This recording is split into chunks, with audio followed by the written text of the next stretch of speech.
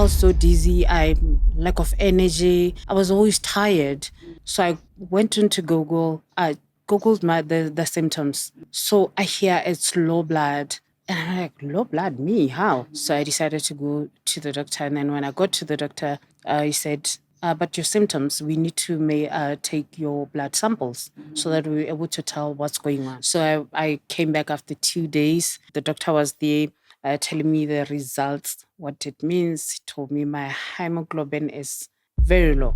The minimum is supposed to be around 12 to 15. Mine was 6. You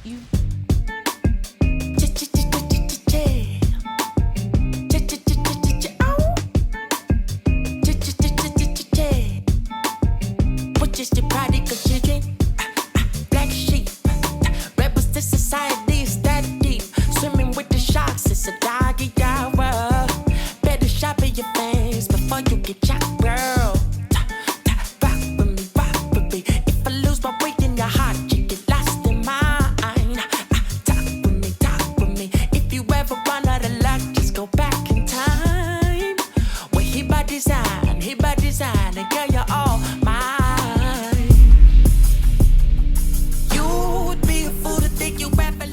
In our latest GaonaLive Conversation, we dive into a topic many of us might overlook: anemia. It's often dismissed as just low blood. But what happens when ignoring it becomes a matter of life and death? In this episode, Vera opens up about her near-fatal experience when she struggled to make the necessary lifestyle changes after her diagnosis. So whether you're living with the condition yourself or know someone who is, this conversation could be a lifesaver. Now, before we get into today's episode, I want to take a moment to give a heartfelt thank you to our amazing set sponsors, Tebimo's Decor, Southern Africa's premier event specialist known for transforming visions into reality with their breathtaking decor. From weddings to corporate events and beyond, they create unforgettable experiences that leave a lasting impression. So if you're looking to elevate your next event or simply want to indulge in some stunning decor inspiration, make sure to follow them on their social media pages. Now, thank you for helping us create such a beautiful space for our conversations. Hi, Vero, and thank you very much for joining me today to have this conversation, for such a selfless act for you to create awareness on, you're living with anemia, right? Anemia concepts and words that we hear thrown around, and, we talk about anemia, we talk about low blood, but it's almost like we take them for granted. It's like we know what it is, but we don't really know what it is, right? So it's so great to get somebody who's actually living, with anemia to share their experience, right? So thank you so much for doing this. Thank you so much, Gaona. All right. Tell me a little bit about yourself and, just as we build up to your diagnosis, like Veronica Mang and, who are you? Okay, thank you. And once again, I am glad that I'm here to share with other people my story. My name is Veronica Rankgomo. I am 37 years old. I have 2 kids. I'm from Palape, and I'm currently staying in Kotlokeng with my family. Tell me about, because I just mentioned the fact that, these are words that we grew up to, right? When growing up, noisy anemia, was it something that you'd ever heard of? Was it something that you understood? This is before your diagnosis. I've never known anemia, and I was not even interested on even knowing about it. And I've never had, as growing up, I've never had anyone who was suffering from anemia from my family or my friends or anyone closer. So I've never actually experienced it. So when was the first time the word was introduced to you? Come again? When was the first time, you heard of the word, right? Or, what had happened? Okay. The first time I had anemia was when I just Googled it for myself, because I'm this girl who Googles her symptoms. Okay. Before I go and see the doctor, I would Google my symptoms. So I felt so dizzy. I lack of energy. I was always tired. So I was like, okay, but where's the problem? Because every time when I wake up, if I can wake up a little bit too fast, I get so dizzy. So I was- yeah. So when like I wake up and then I go like, it'll be something else. So I would have to go back and lie down again for me to be able to rise now slowly.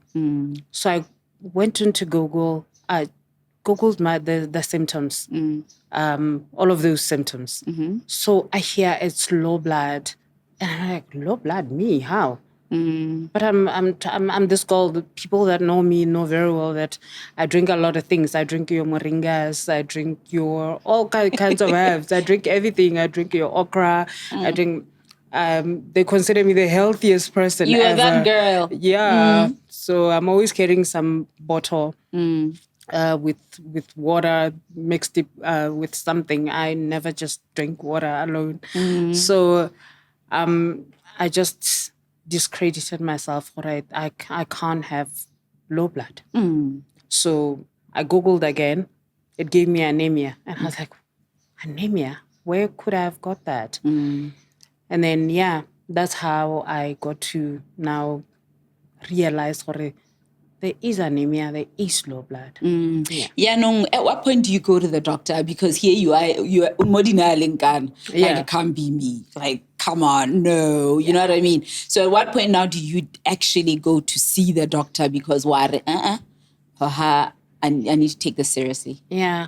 I remember very well. I was just well chilled about it. I'm this chilled person. Like I always stay all calm even when it's really hard. Because I was like, okay, but anemia. I ran to the consequences of it. What could happen if you have anemia? So that's when it scared me. And then I decided one morning, I need to go to the doctor. So there's a doctor nearby where I stay. So I decided to go to the doctor. And then when I got to the doctor, he said, but your symptoms, we need to take your blood samples so that we're able to tell what's going on. So, scared of needles again. There I am. Hey, I'm you like, and me both. yeah, I'm like, I'll come I keep on postponing. I tell the doctor, can I come tomorrow? Then I was like, no, you're doing it now.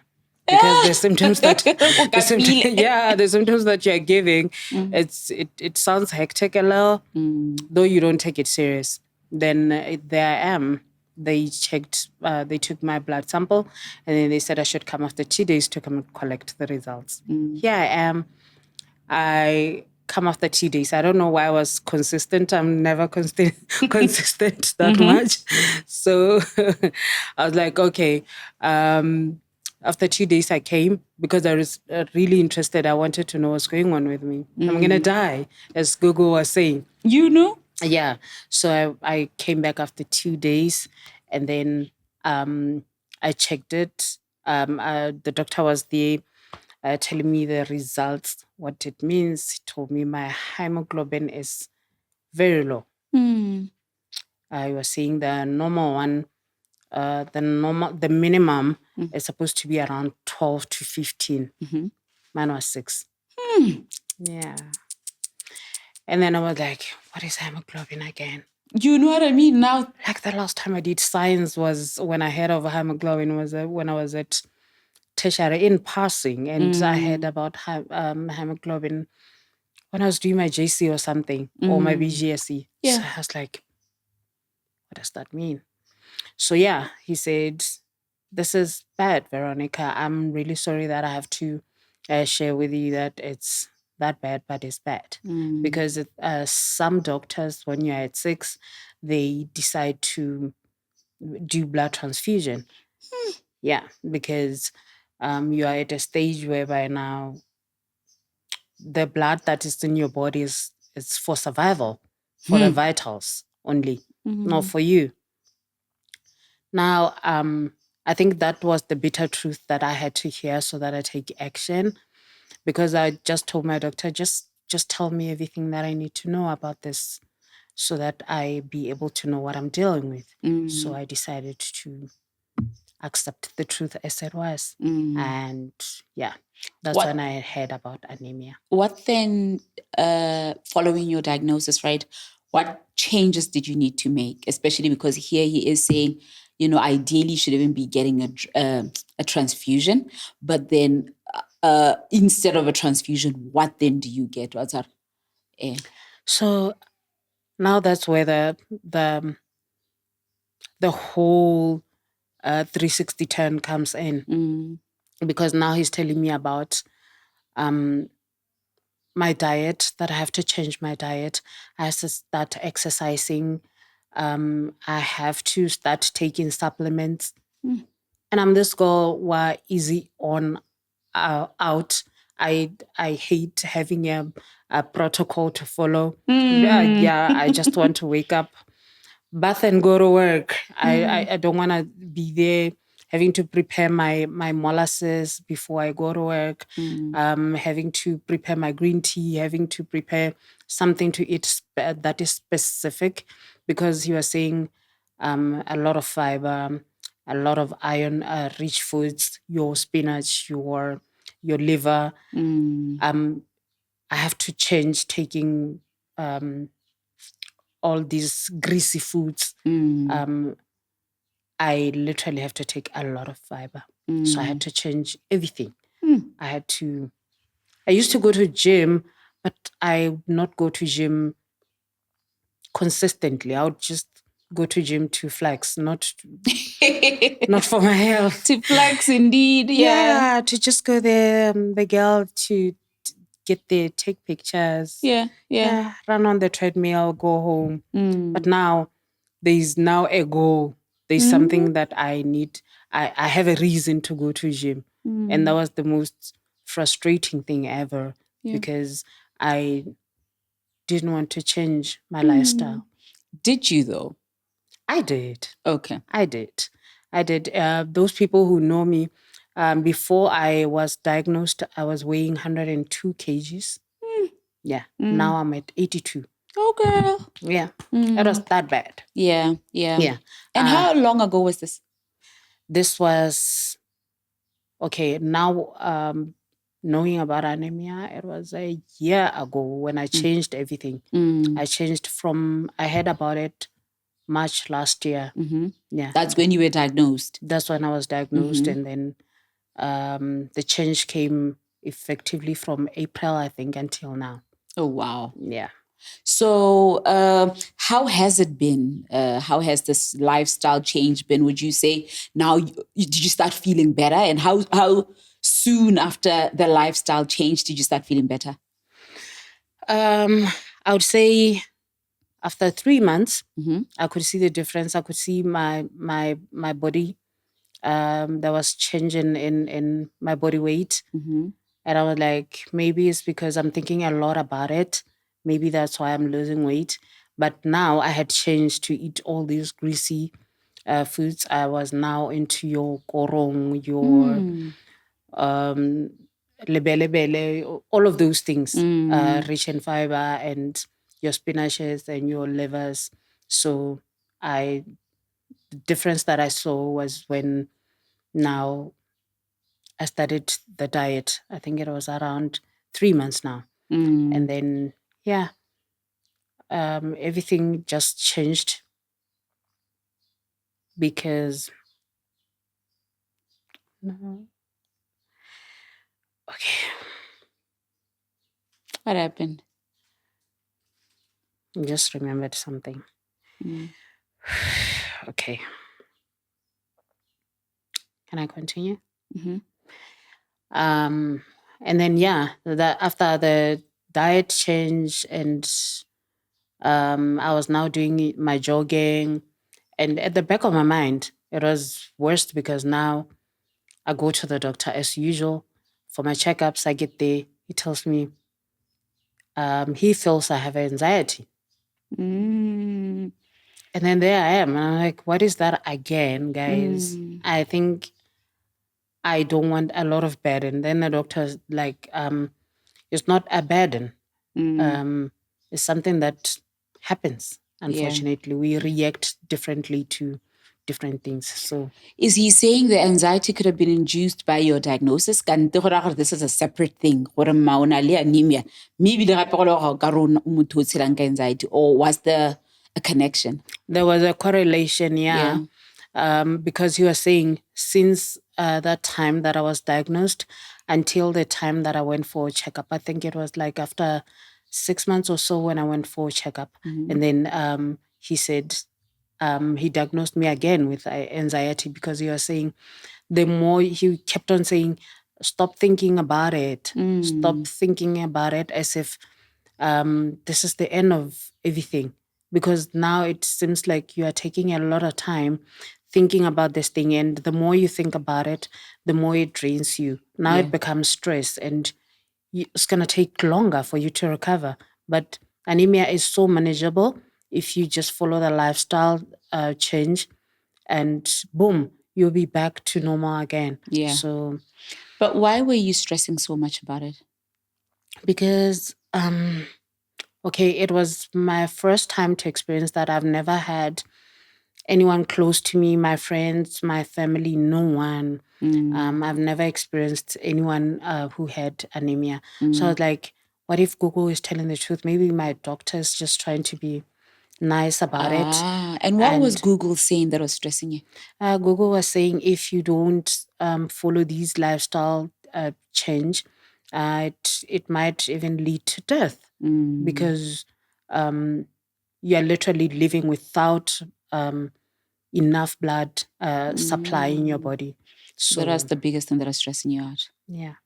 So I was like, imagine, all along I've been thinking that I'm taking care of myself, yet here we are. I'm now battling with something that I was not even aware that I have, and I never thought I would have any chronic illness because I've been trying to take care of myself that much. Yeah. You mentioned, and this is of course, when you reached out, that you had a life-threatening or traumatic experience as a result of this, right? Yeah. What happened, and at what point, in this journey did that happen?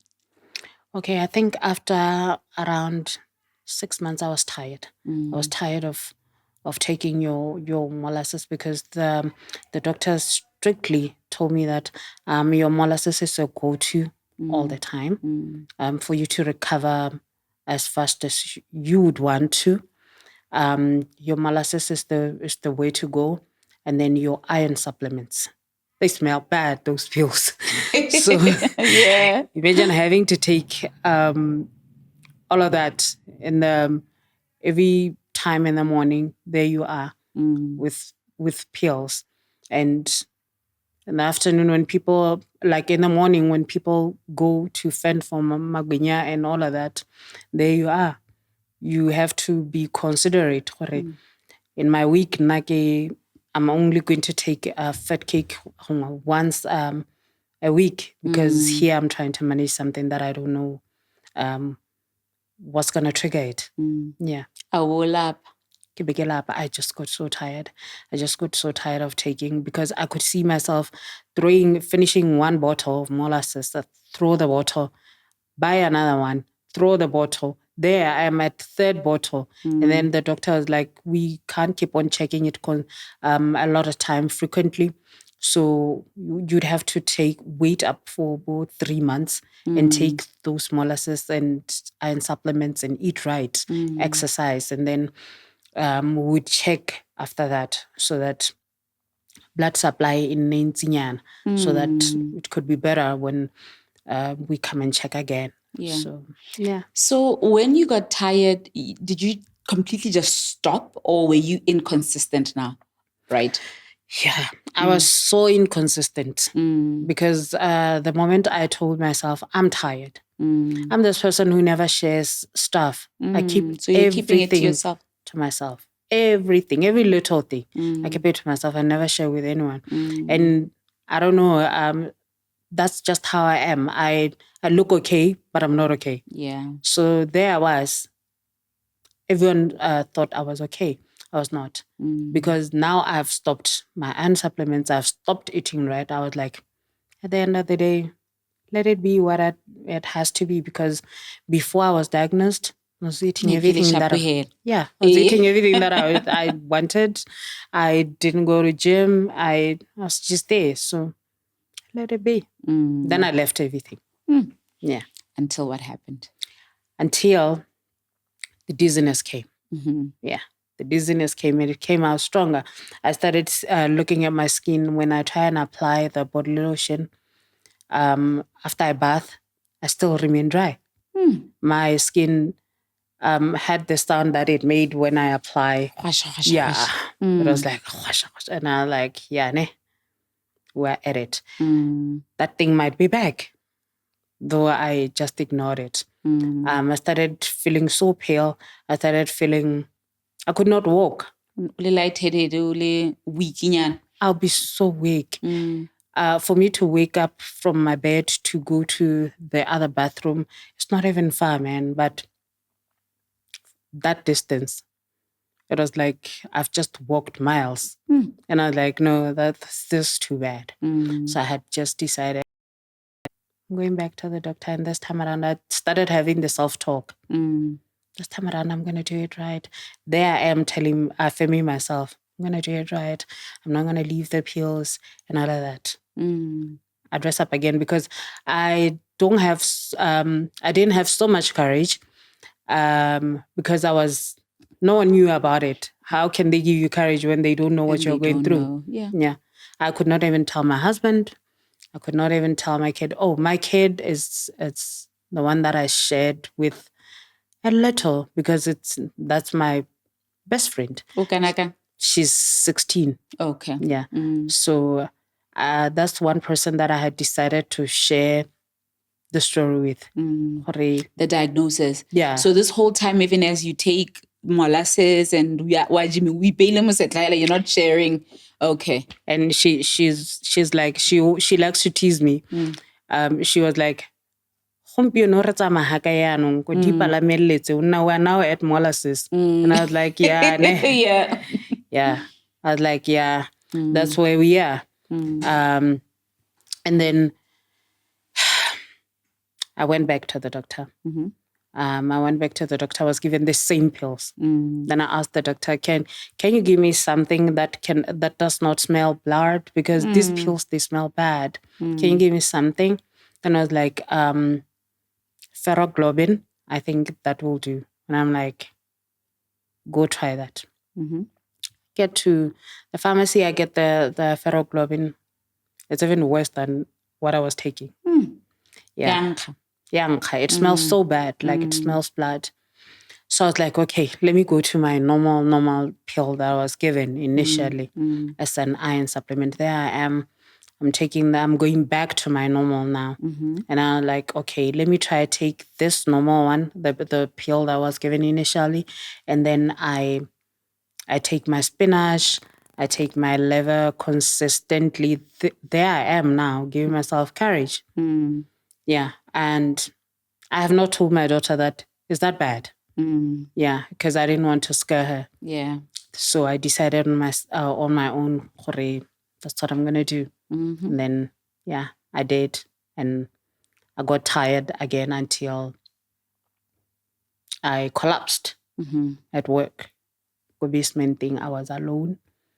The basement, I was feeling dizzy that afternoon. And then I decided to go to the car, to the basement to go and get the pills. So as I'm approaching the car, there it is. The dizziness comes. That strong dizziness. I really tried to fast pace so that I get to the car faster. I couldn't. Before I was just looking maybe 2 meters to the car. I was just looking at the car and then the roll came. I felt so lightheaded and then I just fell. I think when I got for lunch, it was around 12:30. And there I am. 12:30. I don't know what was happening. Are you on the floor? I'm on the floor. But you're conscious. I'm a little bit conscious, but it's dark. So I felt this way. Face down. Face down. So I'm trying to lift up my head. When I try to lift it up, I think it's painful because when I fell, I think I hit here with my forehead. So now I'm trying to lift up my head. It hurts. I can't. And I was like, here, now my breast, I it's like it's a barrier. I can't breathe properly. And I'm like, what's going to happen? You can't even roll yourself over. I can't. It's difficult. I'm like, okay, what's going to happen? So everything now comes. Doctor's words comes and I'm like, what if? Google. Yeah, Google, what if? I'm there until I went again. I went blank again. Now I was not cautious, I think. And then when I woke up, there were lights. Now it was MRI. It was there. I tried to look at them when that gentleman was assisting me.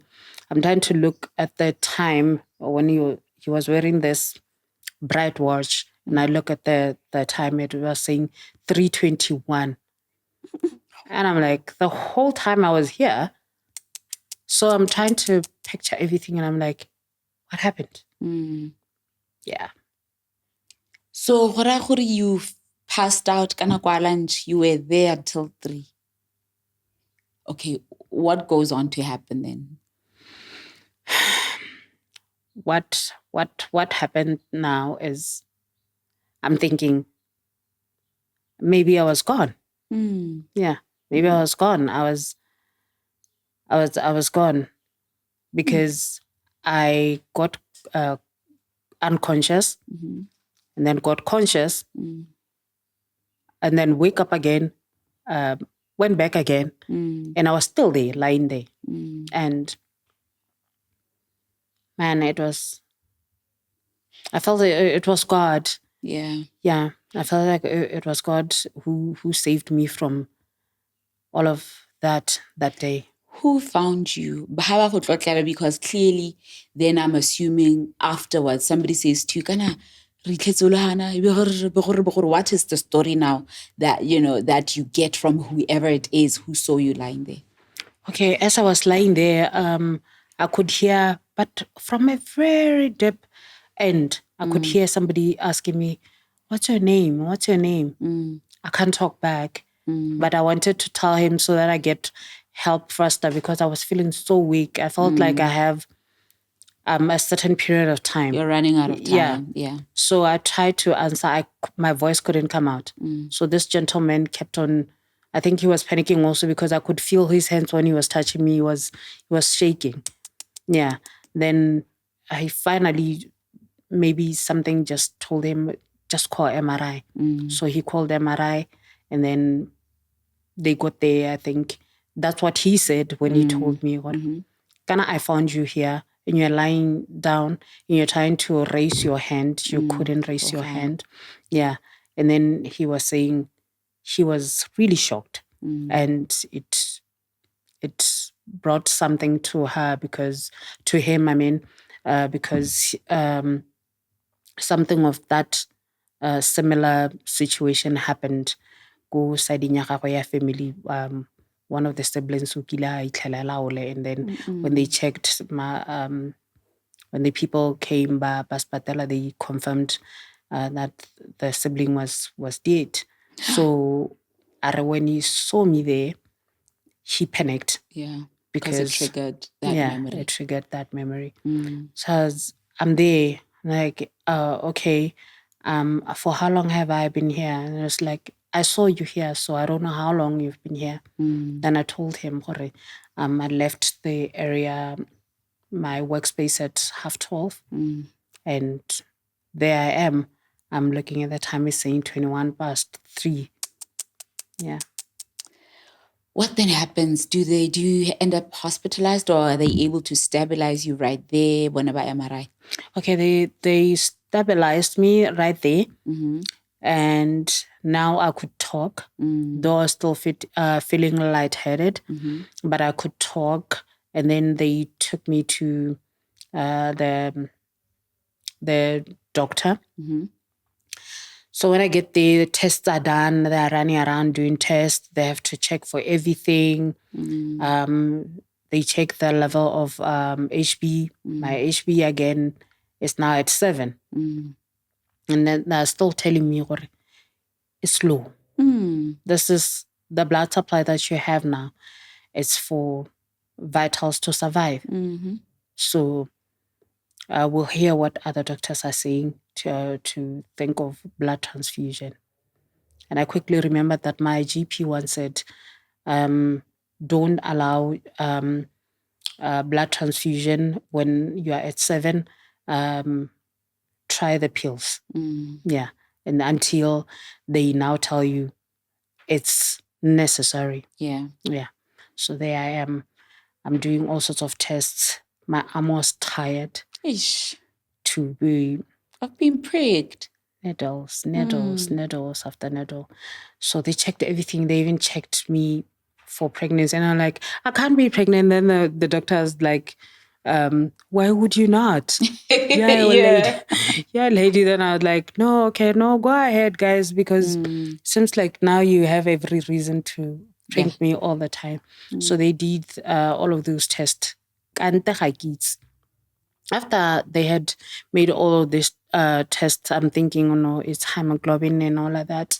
So it's something that we're going to manage with iron supplements. At least it's just one pill. Yeah. Here I am, and then this other doctor, I'm now referred to. I get that they're now tossing me from pillar to post. I go to a scan. They want to check if are there any fibroids or any cysts. So we're now going pillar to one doctor to the other. So I'm referred to a gyna now.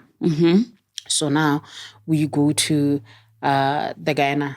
When we get to the gyna, it's another story. And one other thing is when you're having this anemia, when it's now bad, when you're not taking treatment or even following the lifestyle. So now it was on that stage whereby I was bleeding. When I get in on my period, I was on day 18 when I got to the hospital. Still on my period. Yeah. So they wanted to know why the blood could not stop. They were saying, your blood cannot clot because of your nether anemia. It cannot clot. So if it doesn't, what is just flowing. Yeah. And it's flowing, but there's no blood. There's no the luxury. little that is there is just flowing out of your body.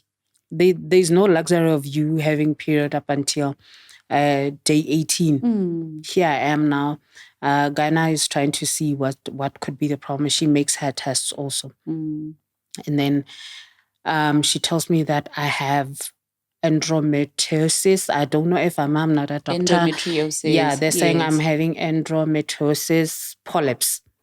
So they're saying apparently that these small, I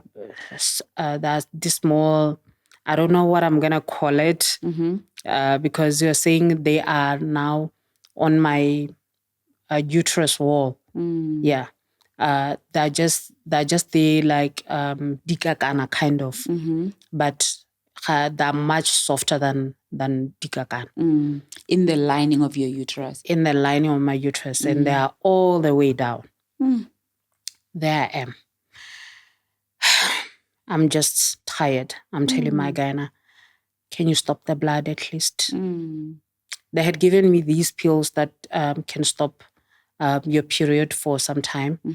They did not work. I finished the box. I was still bleeding. So now I'm asking the doctor, can you at least try and stop the blood? Then she was like, these polyps, for us to get to where now you'd say the blood will stop is when they are removed. There's another thing. And then I'm like, removed? How are you going to remove them? So she's telling me, we're going to remove the polyps, the procedure ya rona kwana. We're not going to make any operation or anything. Yeah. And then I was like, okay. Now, the scary part that even raises my anxiety even more is they're saying this procedure is done only at theater. And I'm like, going back to theater part 2. The first time I was in theater, I felt like I was dying when I was giving birth to my son. And this time around, I'm going back again. And then he's telling, the doctor is telling me that they're going to inject me, like just like I'm doing your C-section, giving birth, when I'm giving birth. They're still going to inject me at my back, like that injection. That same painful process. I'm still going to go through that. And then she was telling me they're only going to inject me. I'm only going to feel the numbness from my waist down. Going down. Yeah. But my top will be okay.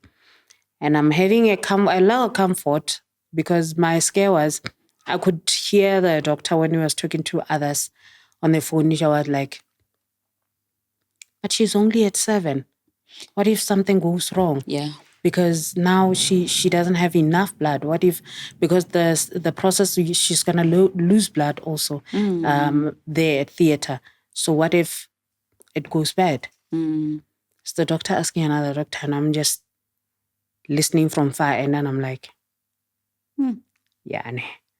they're discussing me, and they're not telling me anything, and they're telling me that I'm going to theater. So I had decided, God, take control. Yeah. Amen. All along, even when I still even have the videos that I was taking myself videos because I was scared now. I don't know, I have not given up, but I felt like if it's over, it will be over. I took videos of myself praising God, telling him that you're still God even up to today. You're still the same God that took me from knowing that I have anemia, and then I just ignored it until now. You kept me until I was there at the basement. You still kept me. So please protect me, God, because that's the only thing that I am asking from you. And I started making promises. Hey, if you keep me, I will this and I will that. Are you thinking about your kids in this moment? You know, and you are more. Firstly, I'm thinking about my kids, because I was like, if it's God who would put me in this position, I think you'll be able to take care of my kids. And at least I have taught my 16-year-old survival skills. She know how to survive. Even if I were to go now, it's okay. She should grieve, and then she'll be fine. Life-wise, I know that she'll be okay. She'll manage the situation. And at this point in time, I'm thinking about my life. I'm like, but why do I have to die now? And I think that brings, it's raising my anxiety even more. Because I'm like, okay, what if this is the time? You know, anxiety, the worst part about it is the what ifs. If they come, they crowd. And they cripple you. Yeah. They'll cripple you to an extent that you'd not even have the energy to even raise your arm, ma'am. And there I was thinking about myself now. This is the end of me. What if it's the end of me? Then I kept on. I did not even have strength to ask God for it. May you take control. May you protect me. I'm just there. But, you know, the good news is you're still here. So clearly something went right. Did you end up having the surgery? Yeah, I ended up going to the surgery. I did not want to tell anyone else again. The only person who was there was my husband. Yeah, and because I did not want to scare him also with everything, I just told him, no, it's fine. Just drop me and sign the necessary papers for me to go to theater. I'll be okay. It's me. I'm smiling. I'm like, no, I'll be fine. I promise I'll be fine. It's nothing. I mean, it's something that we know of at the end of the day. It's me assuring him. And deep down, I know very well that I need somebody to be there with me. And then he dropped me there, and I was like, are you sure? And I was like, yeah, I'm going to be okay. Then he went. I went to the to the theater. They did the procedure, and I can't share details on how they did the fine. procedure, but the procedure was done, and I was there the whole time. Even if I could just feel the touchy at on my legs. I'd even get scared. I'll go like all the time. And then they were like, do you feel pain? And I was like, no, because I just wanted to check if I'm still alive and all of that. I was really so scared. I just wanted to check if I was alive. So there I was, and the procedure was done, and I had them say, it's done, it's done. And man, we're going around as ladies with a lot of things that we don't even know what they are. When I looked at that basin that they were carrying, those whole pieces of meat were coming from me, and I was like, the whole time I was carrying these things. Imagine. Yeah. And then they told me, Hore, at least it happened when now you have 2 kids and all of that. But if it could have happened, this could have happened and you don't have kids, maybe you are not going to be able to have kids and all of that. I now had reason to say, God, thank you very much. Yeah. Thank you very much, because here I am. At least I'm now onto the solution part of the situation. Yeah. And not the worst of me not having anything at all. Yeah. And now I could now revert to way back when I kept on having the miscarriages, because I kept on having miscarriages. This is after your kids or before? Like, or between your kids? Okay. Before my first kid, before my 16-year-old. I was pregnant, I lost it. And then I had my 16-year-old. And then after my 16-year-old, I tried, it was twins, I lost. Oh. Yeah, and then I went again, I lost again, until I had my last born, who is 4 years now. So I was like, this whole time I've had these things. These things have been there. It's just that we never go to the hospital to just go and say, do a whole body checkup to see if everything is okay with me. So which means the whole time I've been having these things, and they've been attacking me to that point. And look how much I've lost. If I could have got help before then, maybe I could be seeing another story. But I was just glad that it was done. It was finally over. It was, those were taken out of me. And now the doctor keeps on telling me again, you don't stop the iron supplements, because we still have to carry it. So I think now, have you been able to be consistent now? Have you gone back to the lifestyle change? And would you say you now have, the inspiration and the motivation to, adhere to keep up the lifestyle change?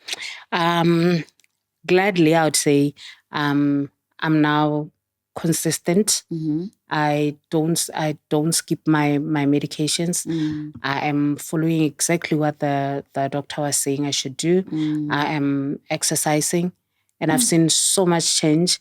I feel so much better, and I even have the energy, because even now I'm able to exercise. I'm able to go for this 10-kilometer runs without having to feel the burnout and having to feel dizzy. And I think people maybe though even scared to walk with me to say, yo,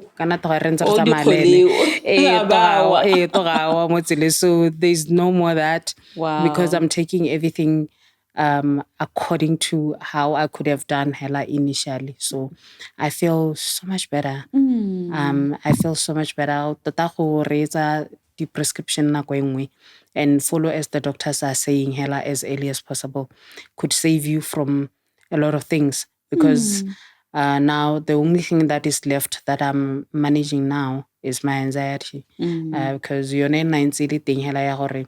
is this thing ever going to go away, as they were saying?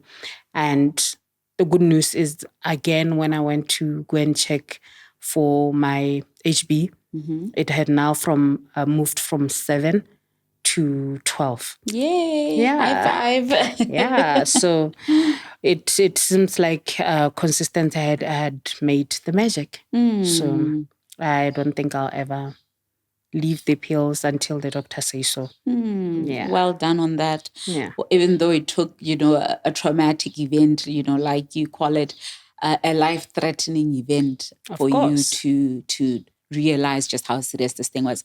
How are you managing the anxiety now? Are you actively doing anything to manage? Because I'm literally just thinking about counseling, for instance. Have you considered that to try and manage the anxiety? Okay. I've actually did a lot of things. I have decided to, when I start, I think February, I got to my counseling, I started my counseling sessions. And yeah, it's getting there. It's getting there because it was worse. It was really worse to an extent that I get into the ATM, I have to pin in my pin. I don't know my pin. Yeah, it was that bad. So you spent a lot of time in your head. Yeah. So this time around, I'm able to remember almost everything. And I think because I'm not a psychologist, I think Hoyaka Bone is going to take another few more sessions to tune me into where I'm supposed to be at, and even my spirituality, because I'm into spirituality. I follow it. So I'm thinking with my spirituality, it has taken me this far. Because whenever I feel like I'm going to lose it, I just go on my corner and tell God, this is not my portion. This is not what I was supposed to be doing. I'm supposed to be having serving another purpose, not to be here now, focusing now onto chronic illness, and mainly that. There are a lot of things that I should be focusing on that you designated me to. Absolutely. So, yeah. Have you ever tried to unpack this thing, not wanting support? I don't know how to put it, but this thing, I want to keep it to myself. I don't want anybody to know that I'm going through this. I don't want to share with anybody, and just carrying the load on your own. Is it something that you've been able to unpack? Yeah, I had asked my psychologist, is it normal? Or it's abnormal somehow that I don't want to share my stuff with anyone, including the people very close to you. It's one thing when you're saying, I want to keep it in my inner circle, right? I don't want people right, to know. But it's one thing if even the closest people to you, you can actually hold back, that kind of stuff from. Yeah, that's what I'm really trying to work on. I have this phobia. I don't know, but my psychologist was saying maybe it's this anxiety thing, whereby I'm scared that if I tell Gaona, what if Gaona go and tell somebody, and then somebody tells somebody, then everyone is gonna know that I'm having these challenges.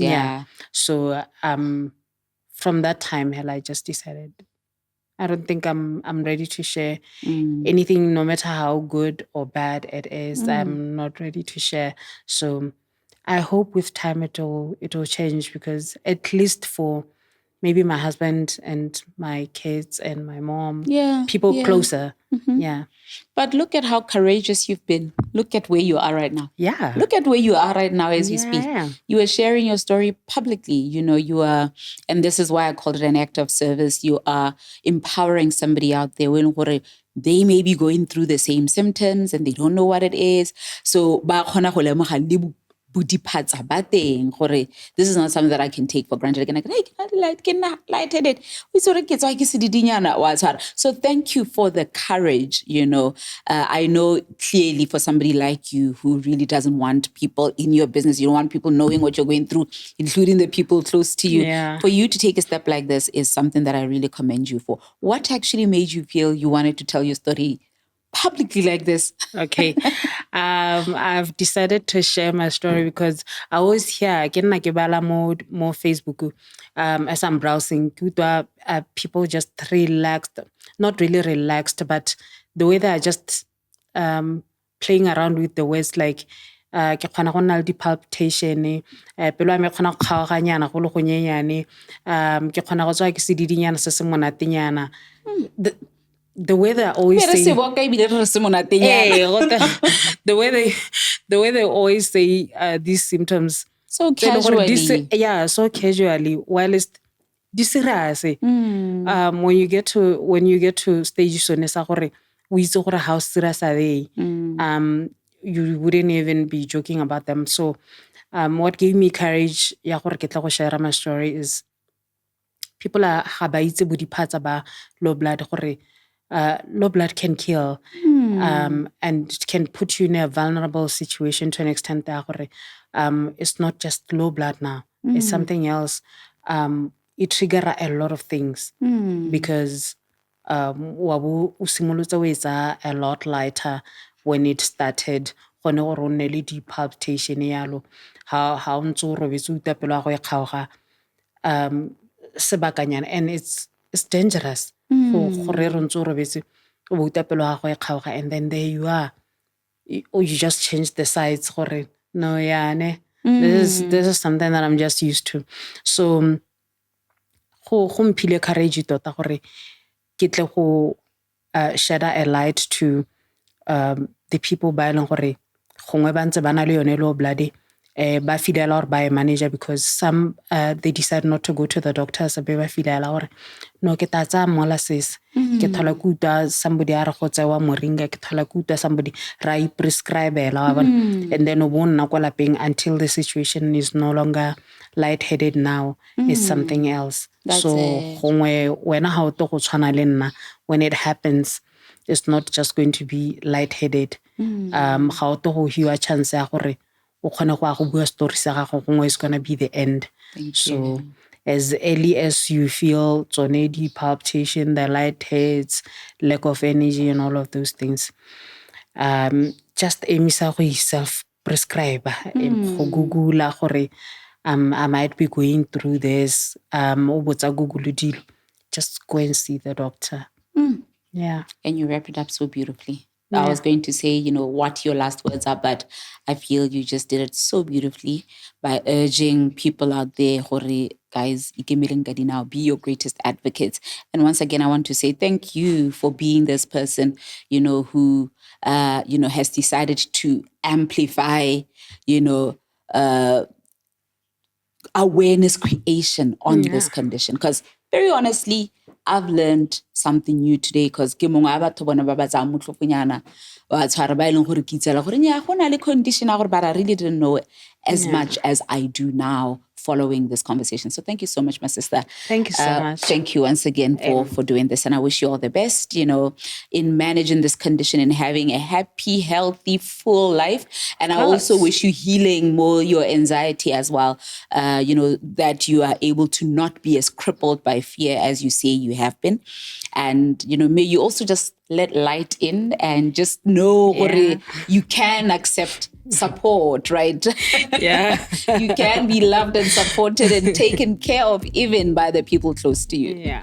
Thank you, my sis. Thank you so much. Now, thank you very much for tuning in to this episode. And don't forget to share, to comment, like, and subscribe. And if you'd also like to share your story, you can DM the GaonaLive or GaonaLive Conversations pages on Facebook, or just email GaonaLiveConversations@gmail.com. Catch you on the next episode.